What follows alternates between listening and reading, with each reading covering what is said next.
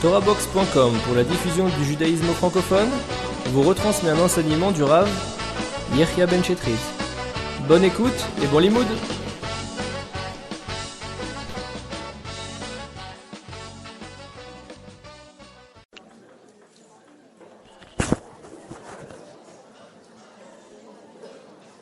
Alors bonsoir à toutes et à tous. Il y a plus de filles que de garçons. Bon, il aurait mieux valu un chiffre pair, mais bon, c'est pas grave. Alors, c'est marqué dans une Mishnah, Kol hanoseh isha she'ena hogenet lo. Tout celui qui épouse une femme qui n'est pas correcte pour lui, qui n'est pas adaptée à lui, over mishum lotikom. Il va transgresser l'interdit de tu ne te vengeras pas. Vélotictor, et tu ne garderas pas rancune. Vélotisne, et tu n'haïras pas. Il transgressera aussi la mitzvah de Ve'ahavta l'iracha kamocha, tu aimeras ton prochain comme toi-même.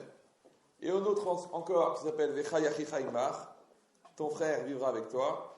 Mitor shesoneota, et puisqu'il va la haïr, Rotse ou shetamut, il voudra qu'elle meure. C'est grave. Ou mevatel periaverivia, et à cause de ça, il ne va pas faire la mitzvah de periaverivia.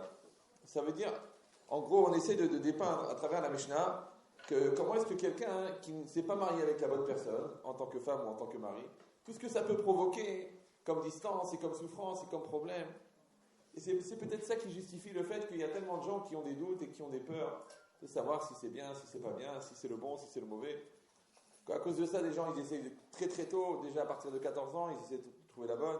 Il y en a jusqu'à 38, ils hésitent encore. Est-ce que je fais pas une erreur? Il y en a 10 ans après le mariage, ils se demandent si c'est vraiment leur partenaire. Donc, pourquoi il y a tellement de questions? Pourquoi il y a tellement de questionnements tout autour de ce problème-là? En vérité, c'est un peu logique. Tous les choix dans la vie, ils provoquent un stress, ils provoquent une remise en cause. Alors, plus le choix il est déterminant, et plus le choix il est à long terme, et plus ce choix il va créer chez moi un malaise.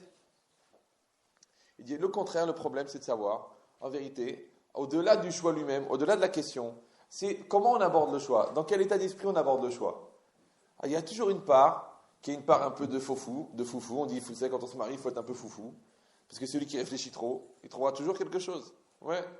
On va dire en français, c'est ça, il y a une part de confiance qui est nécessaire, parce qu'il y a un moment ou un autre, il faut bien y aller, il faut bien se décider. Ouais. Et il y a une part, évidemment, qui est entre les mains d'Hachem. Tu dis, mais même si quelqu'un il dit je ne suis pas croyant, mais au moins il doit reconnaître qu'il ne maîtrise pas tous les critères.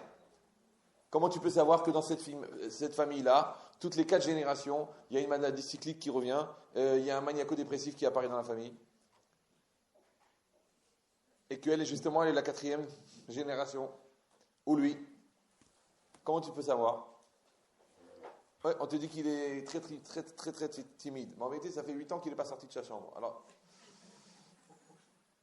c'est de la timidité, c'est quoi ça? C'est quoi? C'est psychiatrique? C'est difficile. Alors, ce qui est marqué ici, quelqu'un, il se marie avec une personne qui n'est pas au ganetlo, qui n'est pas adaptée à lui, qui n'est pas correcte pour lui, qui n'est pas correcte pour elle, qui n'est pas adaptée à elle. Ouais. Alors il va transgresser tous ces interdits. Et c'est quoi? Quel interdit on parle?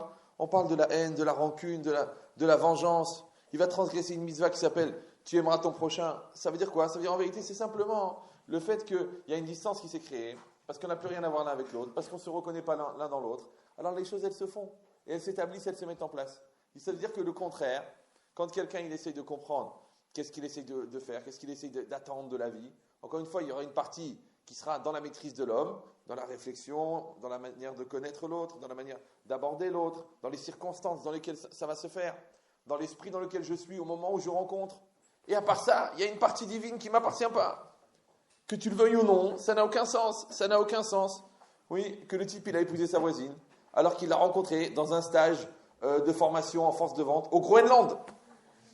Ah, vous êtes de Marseille? Oui, où ça? La Rose. Ah, quelle rue? Fabré, quel immeuble? Bâtiment 3. Ah, quel étage? Le 2. J'habite au 3.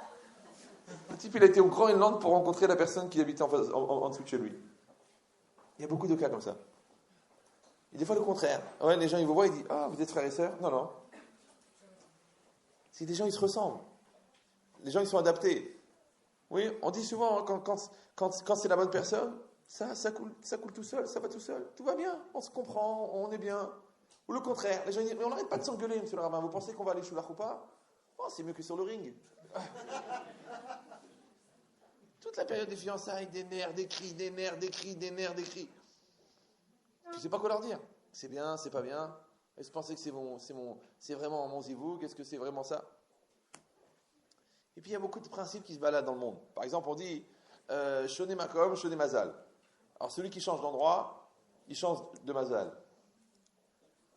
Alors il y en a qui pensent que c'est géographique, que quand ils vont aller ailleurs, oui, moi je voyage beaucoup. Vous savez, je vais à Paris, je vais à Lyon, à Nice, à Marseille, à Milan, et c'est très rigolo. Dans chaque endroit, les gens me demandent, est-ce que vous pensez qu'il y a quelqu'un ailleurs? Les Lyonnais, ils disent, on connaît toutes les Lyonnaises. Les Marseillaises, elles disent, on connaît tous les Marseillais. Les Milanais, ils te disent, non, les Milan, laisse tomber, je les connais toutes. Trouve-moi quelqu'un de Nice ou là de... Les Niçois, ils te disent, je préfère le Marseille. C'est bizarre. Pourquoi on pense toujours que le bonheur, il est ailleurs? Alors ils ont dit les Chachamim, Shoné Makom, Shoné Mazal. Celui qui change d'endroit, il change de Mazal.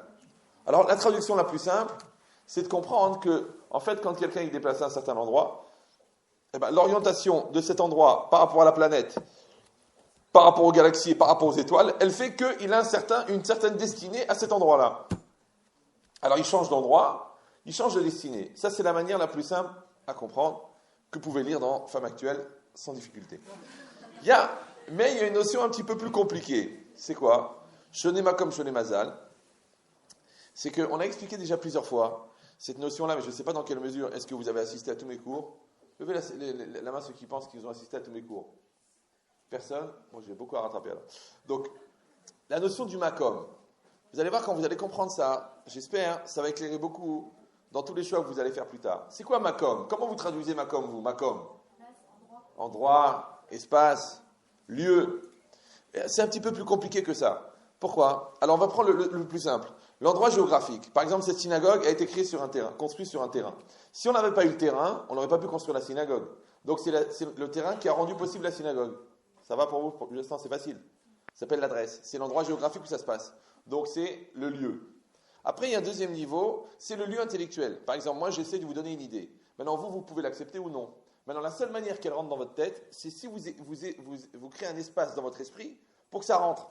Vous allez créer un espace pour ça, un lieu pour ça. Pour ça qu'en français, quand quelqu'un vous dit une bêtise, vous dites « il n'y a pas lieu de penser ». Il n'y a pas lieu de penser. C'est-à-dire qu'il n'y a pas un espace pour comprendre ce truc-là.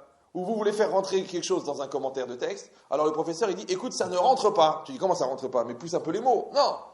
Quand l'auteur, il a écrit son texte, il a développé un espace, cet espace